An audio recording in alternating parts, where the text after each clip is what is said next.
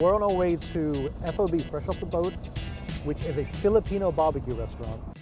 Filipino cuisine itself is not fusion, but it is a melting pot of cultures. I mean, you have the indigenous people, you had the Spanish that conquered later on, there's Islamic influence, there's Southeast Asian influences. And I like the notion of this rich cuisine with all of its component and constituent ingredients sort of adding to the great tapestry of Brooklyn cuisine.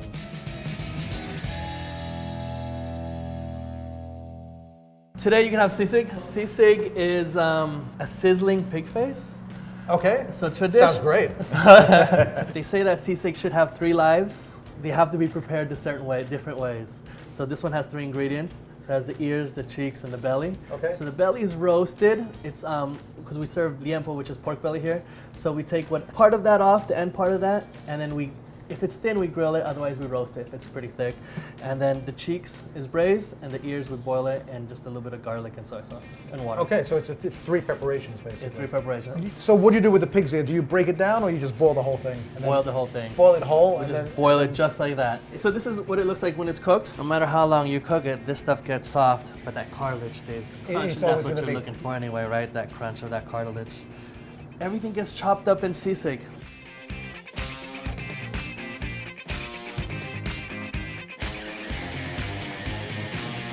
Oh, that's okay. So basically, that is all of these ingredients. All of them, yeah. Plus red onion, jalapeno, lots of lime, and salt. Kind of like a pancake at this point, right? Yeah. Yeah, it won't stick together though, but it comes out like a hash. Wow, the aromatic is coming off that thing. It smells delicious. Yeah. Chicharron. Chicharron. Fried skins. All right, so that's the first dish. You want me to show you the other dishes we'll be trying today? That. Let's just eat this. It's still bubbling. It's like the steak of Pete Luger's. It's still hissing angrily and sputtering. It's got some beautiful caramelization on there. Wow. Remarkably complex. There's a lot of lime in there because even though you're talking about a lot of pork fat in several forms, that lime just cuts it. There's some spice from the jalapeno. The crunch from the chicharron really just adds to the flavor experience. Pig's ears, they have an external crunch, but then they have this wonderful gelatinous, sort of meaty texture to them. You can see how this would be great if you're drunk or getting drunk or hungover. What I'm suggesting is that this is good with beer.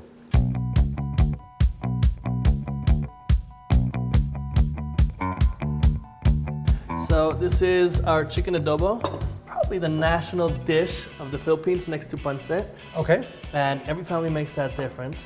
And we serve it with sinangag. It's garlic rice. This is the one that has the 4 ingredients that you were telling me about, right? Yes. Soy sauce, vinegar, garlic, and black pepper, but it's always balanced differently by many different families. Presumably you marinate it in that mixture? Yeah, so adobo, it takes the same meaning as from the Spanish word adobo, where it's marinated, and then you cook it directly in that marinade. So my favorite part of the chicken is the thigh, and that is indeed what I've been served here.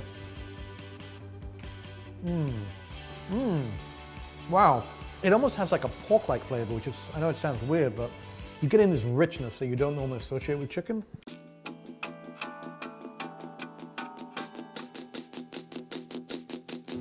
What have we got here? So this is Filipino barbecue. Always served on a stick, must be marinated overnight, and always gets the same kind of sweet, tangy sauce. But again, many variations on it. Is this pork? This is pork. We serve it in pork or chicken. Okay, pork is better though, because it's got 4 legs.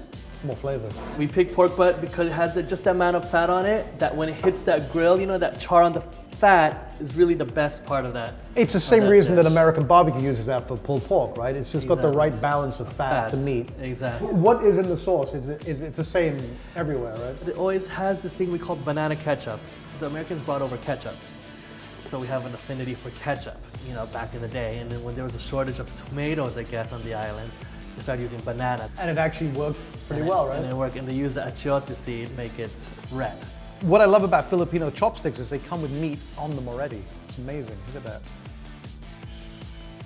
It smells like barbecue, like American barbecue, because it's got that, so there's the banana ketchup, it's obviously traditionally tomato based, but it has those flavors and obviously the color. Oh, wow. Within like 3 seconds, you're hit with 3 sensations. The first one is this sort of spicy, citrusy, almost pineapple-y like flavor. Then you get the sweetness from the pork, but then there's some heat that comes on. And the pork comes on again at the end of that sweetness the pork has. I'm kind of digging this. It's really not like any other shish kebab I've ever eaten. So my producer wants me to try the papaya, but quite frankly, this is the meat show. I'm not gonna waste camera time or stomach space on shredded vegetables. Clearly, this is only there for color and garnish, right? No. All right, here we go. Take a bite with the meat, same bite. Oh yeah? Yeah, together. Listen, this is like visiting your grandmother's house. You do what you're told at your grandmother's house. So here we go. That works very well. It's acidic, it's bright, it's got some sweetness to it. It just plays very nicely with the meat. Not that it needs it, but I'm gonna listen to my grandmother.